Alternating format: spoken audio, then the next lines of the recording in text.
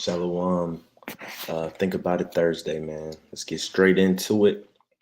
I'm gonna talk about a good judge of character, um, and what it means to be a good judge of character, and why it's important to be a good judge of character. Right? Being a good judge of character will keep a nation intact. Being a good judge of character will give you discernment on who to be friends with, who to separate from, who to look out for, right?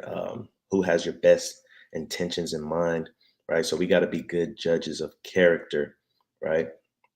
And for that, right, I have and capitalized in the title, judge is capitalized because we are called to be judges. We are called to be a power in this earth to correct the wrong, right? And the reason why the world is so crazy is because they cover the faces of the judges, which is us, meaning they've changed our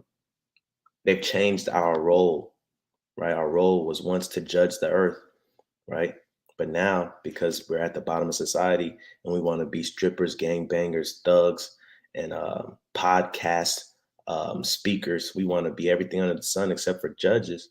Now, bitter is sweet, right? And sweet is bitter. Bad is good, and good is bad, right? We, like Job said, we don't have that. We don't have the taste that we're supposed to have to be able to discern. Our lips don't discern whether something is seasoned or not, right? We're the salt of the earth, but right now we've lost our savor because we don't judge correctly. So a good judge of character, man. I want to get some scriptures right here. I got one pulled up right now in the Christian church, or even non-believers will they don't know this precept, but this is the precept they want to bring out when they say only God can judge me. You can't judge. The Bible say don't judge. It's the only precept they can go to, right? So let's get to it. It says Matthew 7:1, judge not. Say don't judge. So the thing about the letters in the New Testament, or any letter or law or scripture written, you have to keep reading. The thing about anything in the Bible, if you keep reading, um, it'll explain what it means. So let's keep reading a little bit in Matthew 7, right? Matthew 7, judge not. Salakia, I want to say first and foremost, let's give all honor and praise to the Most High God of Abraham, Isaac, and Jacob, who sent his son as an instrument of salvation for the nation, right? Who the world knows as Jesus Christ, right? Our mediator, our brother, right? Our high priest. Matthew 7:1, it says, judge not that ye be not judged. So it's saying, don't seek to be a judge, right? Where does it get this from? It gets it from the law, right? It gets it from the Old Testament. We'll go there in a second.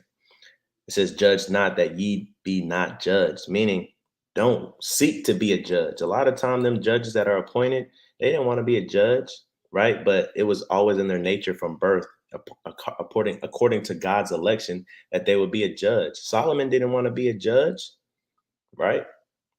Solomon did not want to be a judge. Um,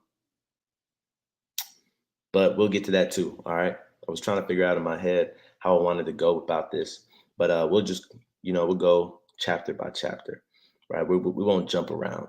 So we'll finish Matthew 7 out. So judge not that ye be not judged, right? What does it mean by this? Verse 2 says, for with what judgment ye judge, ye shall be judged. So it's saying don't seek to be a judge because you're going to be held accountable more than just being a regular person, right? That's what it means, right? A lot of people read this and get scared. See, I don't want to be judged. We're all going to be judged, right? So it doesn't matter. It's just saying get your act together before you judge somebody, right? If you're going to tell somebody, hey, brother, you can't be doing that, well, you shouldn't be doing it either. Hey, sister, you should be doing this, well, you should be doing it, right? So it says, and with what measure ye meet, meaning I think that's when you like meet grain together, right? Or whatever it is talking about. It shall be measured to you again, right? So whatever measure you deal out, that's the measure you're gonna get back, right? So if you sow little, you're gonna reap little. If you sow much, you're gonna reap much. Common sense. It's not telling you not to judge, right? Let's move along. Let's get that in the Old Testament, because remember what verse 1 said, judge not that ye be not judged. It's not saying don't judge, right? It's just saying don't seek the office of a judge, right? Because those people are appointed, right, in the office. Matter of fact, let's get that real quick first. Don't seek the office, right? Most of the time, those people are appointed. Solomon was appointed, right? Before he was even of age to even want to be a king, the Most High God already told David that his son would reign, right? But let's get it in the law real quick, making judges and officers as a law for our people. And this is why our people are off, because we haven't kept this law, right? Deuteronomy 16 and 18. Matter of fact, we go against this law. We don't like our own kind being above us or superior than us, right? We don't like our own kind telling us what to do. We rather listen to another nation. We rather listen to the authorities of another country than listen to our own people, right? But if we were just humble enough and meek enough to listen to our own people, we would be a lot better off, especially in our communities and our neighborhoods. Deuteronomy 16 and 18, it says, judges and officers shalt thou make thee in all thy gates, right? If you look at our gates right now, where we dwell at, whether it's in the projects or whether we're in a little Black community in the suburbs or wherever, we don't have judges and officers. We call the police, right? Even in the truth, we call the police, right? When we have altercations, right? We see it over and over and over again. I'm not going to call no camp or congregation names, but we do that instead of making our own judges and officers. And then we have so-called elders that are supposed to be our judges and officers in the truth, but they aren't a good judge of character, right? A lot of times they let things slide. A lot of times they don't bring things to light. A lot of times they don't act how they're supposed to according to the law, because they were raised up in this weak society too. And so they have a weak nature on them. No offense to them. It's just how things kind of panned out, which is why we're waiting for Christ to come back so things can be back in order and we can have those judges and officers, right? But it says, shalt make thee, meaning they're going to be appointed. They're going to be maybe voted for. They're going to be put in there by the people. They're not going to put themselves in there. So this is still going with Matthew 7. Don't make yourself a judge, right? Don't even seek to be a judge, right? Because it's a hard task. They're going to be appointed judges, right? Which the Lord thy God giveth thee throughout thy tribes, and they shall judge the people with what? Just judgment, right? Not with bad judgment. They're a good judge of character, so they're going to have just judgment. Even when it's hard, they're going to give just judgment. Even when they know people might hate them for it, it's going to be just judgment. They're not going to think like the Pharisees. Well, if we say that John the Baptist was surely of man, then the people will hate us because they counted him a prophet. But if we say that he's from the Lord, then that means they're going to believe on Christ. You can't be thinking about like that, all that stuff when you're a just judge. You just have to judge, right? You got to be unbiased. You can't care about people's opinions. You just got to judge according to justice, right? Let's get this real quick. I want to go to the Apocrypha in the book of Ecclesiastes or Sirach. We're going to chapter 7 and verse number 4, and we'll read a few verses. All right, we'll read through verse 6. This is what Matthew 7 means. And I could have really put Matthew 7 breakdown on this, right? But a good judge of character, right? Sirach or Ecclesiastes 7 and 4 says, seek not the Lord preeminence, right? The word preeminence means, hold on, I'll just go to it. Slovakia. People learn better when it's on the screen. I could tell y'all what it means, but it might go over your head. So it means to be over somebody, or to have high class, or we'll read it. Preeminence, right? The fact of surpassing all others, meaning you're at the top. Superiority, right? It says, seek not superiority. That's what it means. Hold up. I don't even think I was sharing that. I'm going to go back. Hold on one second.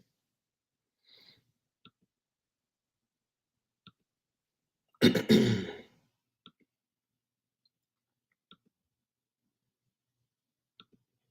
right. So we see it on the screen now, right? Preeminence.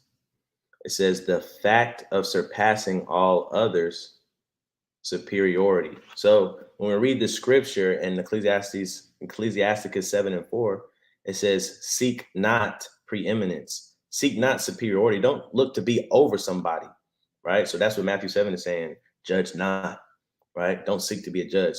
The example they have here is the region has never regained the economic superiority or preeminence that it once enjoyed, right? And of course, our people as a whole are supposed to be judges of the earth. We're supposed to have that preeminence or superiority to all the other nations, right? But within us, right, we shouldn't seek that individually, right? Like I said, it should be appointed from a good judge of character. Like the mass of the people should have a good judge of character to appoint them a judge that they know is going to be a just judge. Now, sometimes, right, like nowadays, we might put somebody over us like Barack Obama. We might put somebody over us like Joe Biden because our people have lost their good judge of character, right? And so since we've lost our good judge of character, right, we might make some bad decisions, which is why we need who to come back? Christ to come back. And he's going to judge the nation. He's going to separate the wheat from the tare. He's going to put the people in their respective places, separating the sheep from the goats, right? So back to Ecclesiasticus chapter 7 and verse 4, it says, seek not of the Lord preeminence. Don't seek to be over somebody, neither of the king the seat of honor. Don't even seek to be a king. Like I said, most of these kings in the world or in the Old Testament, New Testament, whatever, they were appointed, right? Ecclesiastes 7:5, justify not thyself before the Lord, right? Don't make yourself higher than you think. Don't think of yourself higher than what you are before the Lord, because he will humble you, right? And boast not thyself wisdom before the king. Don't boast of the wisdom that the Most High God gave you. A lot of times people will get some wisdom and they just want everybody to know they wise, right? And they boast of them, the wisdom. I know there's an artist, I'm not going to say his name, but there's an artist in the truth. And all he sings about is he has the wisdom of the ancients and wisdom of the elders. And he has the wisdom. Nobody wants to listen to somebody that always brags about the wisdom they got, right? So don't boast of your wisdom, because the Most High God can take your wisdom away or send a lying spirit to you just to cause you to be humbled, right? And you give some wrong advice and everybody's looking at you crazy, right? Verse 6, it says, seek not to be judged, right? This is what Matthew 7 was saying, judge not. Seek not to be judged, judge not, be not able to take, being not able to take away iniquity. That's what Matthew 7 is saying. Judge not, lest ye be judged. Seek not to be judged, being not able to take away iniquity. That's the judge not part. This is the lest at any time thou fear the person of the mighty, and the stumbling block in the way of the uprightness, right? This is the second part of Matthew 7, meaning um, judge not, Salakia. What did it say?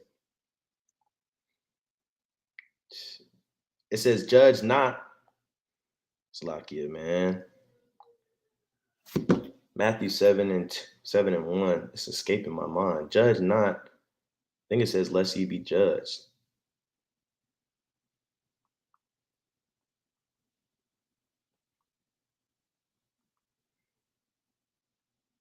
Judge not that ye be not judged, right? So this is that second part, that ye be not judged. It says, lest at that time thou fear the person of the mighty, meaning if you judge somebody, it might come a time where you might get judged by the same person that you were judging, or somebody might judge you with the same judgment that you gave somebody else. For example, there's a parable in the New Testament of a servant and a king. The servant asked for forgiveness for his debt, and the king granted it to him.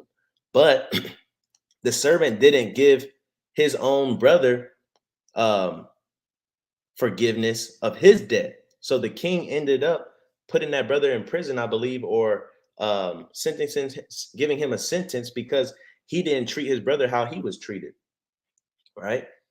So, and then it says, and a stumbling block in the way of the uprightness, right? You might give the wrong advice, right? So don't seek to be a judge, because if you give the wrong advice, guess what? Now, that second part of Matthew 7, you're going to be judged, right? The blood's going to be on your hands, right? Where we want to go next, right? Um, let's go to Second Chronicles, right? Because we mentioned Solomon, right? When he got his position, right? He was slick, kind of worrisome when he got his position, right? Because he didn't want to seek the position of a judge. He just got appointed to that position, right? We'll start at verse 10, right? It says, "Give me now wisdom and knowledge that I may go out and come in before this people. For who can judge this thy people that is so great?" Right? He was saying, "Hey, look, I don't think I'm ready to serve these people, this great people, your people. So give me the wisdom and knowledge." He's being humble enough, not saying that he don't have the wisdom and knowledge, right? And God said to Solomon, "Because this was in thine heart, and thou hast not asked riches, wealth, or honor, nor life of thine enemies," because people that appoint themselves to be a judge or seek to be judges or seek preeminence, this is all they're really seeking. They're seeking riches, they're seeking wealth and honor, right? But if you're humble, right, and you don't seek those things, you'll find yourself in that position of a judge, right? And you'll be a good judge of character when you don't seek those things, but you seek wisdom instead, right? And it'll be granted to you just like it was granted to Solomon, as we read here. It says, "Know the life of thine enemies, neither yet hast asked long life, but hast asked wisdom and knowledge for thyself, that thou mayest judge my people over whom I made thee king." Right? Let's see what he said. "Wisdom and knowledge is granted unto thee, and I will give thee riches and wealth and honor, such as none of the kings have had that have been before thee, neither shall there any after thee have the like." So, right, when you're a good judge of character, all else follows, right? But being a good judge of character means you have to be a good judge of character to yourself as well. You got to look at your life and your actions and the way you think about things and your desires, right? Which Solomon did. He knew that he needed the wisdom and knowledge, and it was granted to him, right? Now, I want to close this out by getting just a few precepts on judgment, right? Let's go to John 7:24, and then we'll go to Zechariah, right? John 7:24.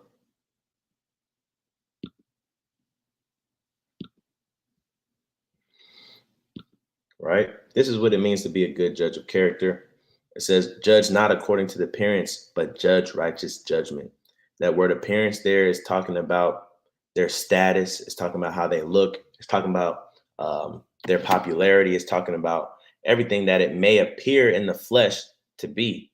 You got to get that out your mind and judge righteous judgment, right? When you're judging righteous, right, you're judging colorblind, right? When you start seeing they had in the old times they had what they had called seers, right? And the seers were kind of in a, we know seers as prophets, right? They spoke to the Lord in our nation, right? But the seers of other nations, they spoke to many gods, right? But they were in the seat of a judge because they were able to tell the people what the God was telling or wanted the people to know, right? And a lot of times, when you're watching these old movies and stuff like that, the seers, they would be blind, right? So they couldn't even judge according to appearance. They didn't care what you looked like. They didn't care if you was a king. You know why? Because they was living in a shack somewhere off grid. Even the king had to come see them. Even remember when Saul had to go see the woman, right? The women don't care who you are, right? A lot of times these seers were blind, man. If you watch the Viking shows and stuff like that, those seers, they be blind. And they'll be deformed and stuff. People come and they'll just be touching. They'll ask like, put your hand in my palm and all this, right? And they just give that judgment no matter who they talking to, right? And that's kind of how we have to judge. We have to judge not according to appearance, but righteous judgment. We have to, and what's righteous? Righteous is right standing with God, which is his law. So we have to judge according to his law, right? Let's go to Zechariah chapter 7. I got a precept in Zechariah chapter 7 and a precept in Zechariah chapter 8. Right? Let's go to 7 and verse 9. Right? It says, "Thus speaketh the Lord of hosts, saying, execute true judgment." So don't let nobody tell you you can't judge. You could judge the situation. You could judge the smallest of matters, right? Execute true judgment and show mercy and compassion every man to his brother, right? So even in the midst of judgment, we have to understand the weightier matters of the law, right? Mercy. We have to give mercy sometimes to our brothers in true judgment. Doesn't mean tell them a lie or brush it under the table or act like it didn't happen, but bring it to light. Maybe make them feel bad about it, remorseful. Um, Another word would be conviction, but also give mercy if mercy fits, right? Not all the time does mercy fit. You got to be a good judge of character, right? Not all the time does mercy fit. Sometimes you can give mercy to your kids when they do something wrong, but sometimes you got to go ahead and reprimand them, and not give that mercy, because you can make a good judge of character and say, if I don't do this, they'll never get right, right? If I don't ever pop his hand, he won't understand what no means. Pop his hand a couple of times, now you don't got to pop it because he knows what no means, right? So you got to be a good judge of character, right? It says, "And oppress not the widow, nor the fatherless, the stranger, nor the poor, and let none of you imagine evil against his brother in your heart," right? Key things to help a nation grow, right? Let's get the last verse, Zechariah chapter 8, start at verse 16, right? It says, "These are the things that ye shall do. Speak ye every man speak ye every man the truth to his neighbor," right? The truth. So you need to be speaking the truth when you're giving judgment, right? You can't be speaking of yourself. You can't be speaking of your opinion. Truth is what's in the law. I can't say, "Oh, I feel like this." No, you have to go to the law and speak the truth, right? Every man to his neighbor, execute the judgment of truth, right? What's the truth? The truth, hey, that's the word. And the word is the law. The law is the light, right? The light is going to guide you through darkness. That's what a light is for, right? So you got to execute the judgment of truth and peace in your gates, right? So no matter where we are, man, no matter what community you're in, no matter what neighborhood you're in, if it's filled with Blacks, Hispanics, and Native Americans of Negro descent, hey, look, we got to execute judgment. When you see somebody selling drugs, you got to tell that brother, "Hey, bro, you know you got to get right." You see somebody on drugs, you got to tell that brother, that sister, you got to get right. You see somebody eating something they're not supposed to. We told somebody at work the other day, the Most High got it to where the brothers of the Hopeful Elect kind of work in one place. You know what I'm saying? We live kind of in a rural area, suburban area, to where it's not really a city like that. And we were able to get a job together, and we kind of give judgment at our job to our people. Brother eating shrimp, we're gonna tell that brother that shrimp gonna kill you, brother. You know what I'm saying? And we gotta execute judgment, man, and be wise about it.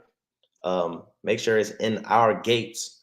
Understand that everybody in our gates ain't for us, right? You had all Israel, not of Israel. So watch yourself, unless somebody offer you up to somebody else. But anyway, I hope this was edifying, right?